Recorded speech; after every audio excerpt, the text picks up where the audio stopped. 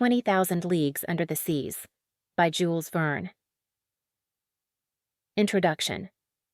The deepest parts of the ocean are totally unknown to us, admits Professor Aronnax early in this novel. What goes on in those distant depths? What creatures inhabit, or could inhabit, those regions 12 or 15 miles beneath the surface of the water? It's almost beyond conjecture. Jules Verne, 1828 to 1905, published the French equivalents of these words in 1869, and little has changed since.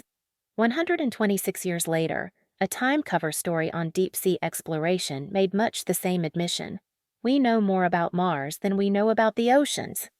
This reality begins to explain the dark power and otherworldly fascination of 20,000 Leagues Under the Seas. Born in the French river town of Nantes, Verne had a lifelong passion for the sea. First as a Paris stockbroker, later as a celebrated author and yachtsman, he went on frequent voyages to Britain, America, the Mediterranean. But the specific stimulus for this novel was an 1865 fan letter from a fellow writer, Madame George Sand.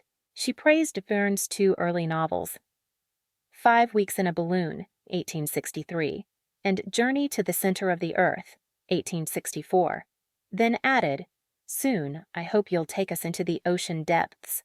Your characters traveling in diving equipment perfected by your science and your imagination." Thus inspired, Verne created one of literature's great rebels, a freedom fighter who plunged beneath the waves to wage a unique form of guerrilla warfare. Initially, Verne's narrative was influenced by the 1863 uprising of Poland against Tsarist Russia.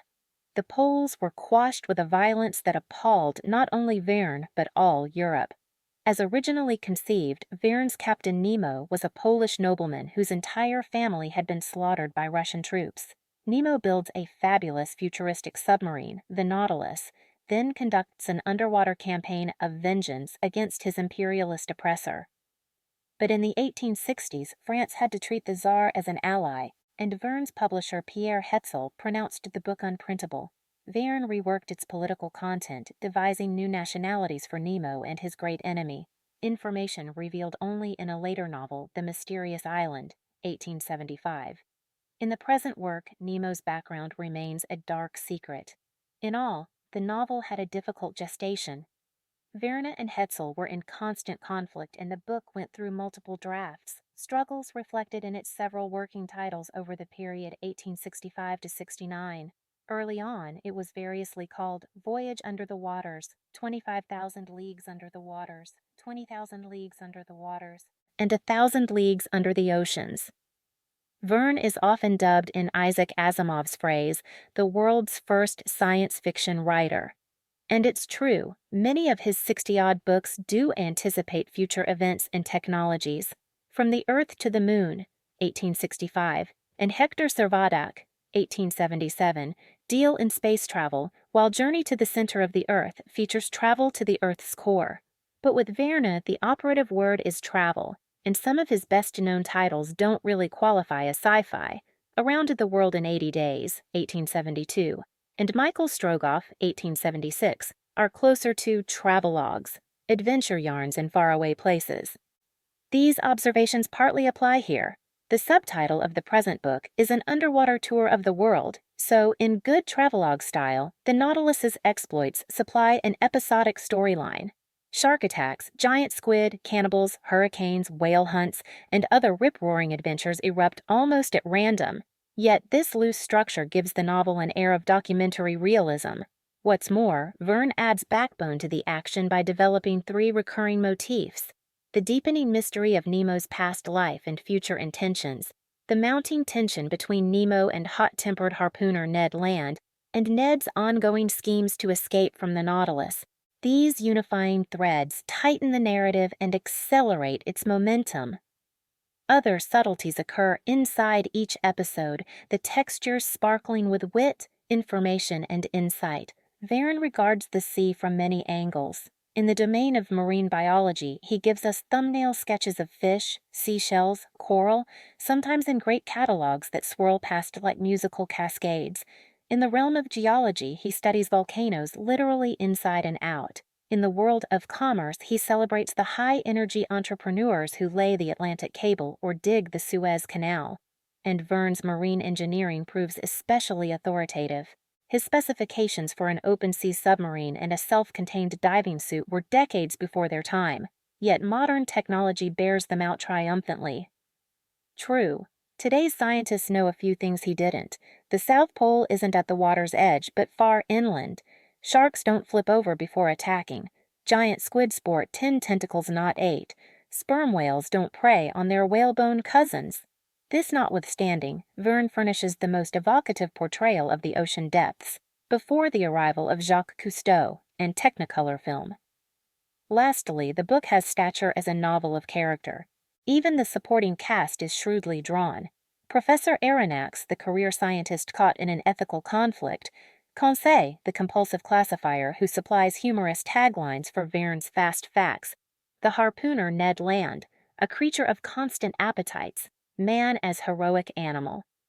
But much of the novel's brooding power comes from Captain Nemo. Inventor, musician, Renaissance genius, he's a trailblazing creation. The prototype not only for countless renegade scientists in popular fiction, but even for such varied figures as Sherlock Holmes or Wolf Larsen. However, Verne gives his hero's brilliance and benevolence a dark underside, the man's obsessive hate for his old enemy. This compulsion leads Nemo into ugly contradictions. He's a fighter for freedom, yet all who board his ship are imprisoned there for good. He works to save lives, both human and animal, yet he himself creates a holocaust. He detests imperialism, yet he lays personal claim to the South Pole. And in this last action he falls into the classic sin of pride. He's swiftly punished. The Nautilus nearly perishes in the Antarctic, and Nemo sinks into a growing depression. Like Shakespeare's King Lear, he courts death and madness in a great storm, then commits mass murder, collapses in catatonic paralysis, and suicidally runs his ship into the ocean's most dangerous whirlpool. Hate swallows him whole. For many, then, this book has been a source of fascination, surely one of the most influential novels ever written, an inspiration for such scientists and discoverers as engineer Simon Lake, oceanographer William Beebe, polar traveler Sir Ernest Shackleton. Likewise, Dr. Robert D. Ballard, finder of the sunken Titanic, confesses that this was his favorite book as a teenager, and Cousteau himself, most renowned of marine explorers, called it his shipboard Bible. The present translation is a faithful yet communicative rendering of the original French texts published in Paris by J. Hetzel et Cie.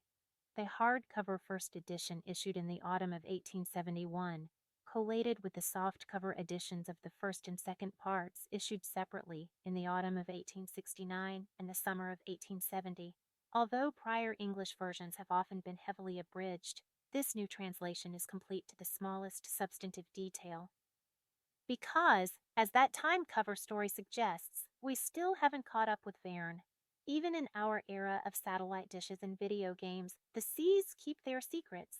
We've seen progress in sonar, torpedoes, and other belligerent machinery, but sailors and scientists, to say nothing of tourists, have yet to voyage in a submarine with the luxury and efficiency of the Nautilus. F. P. Walter University of Houston. Bertrand's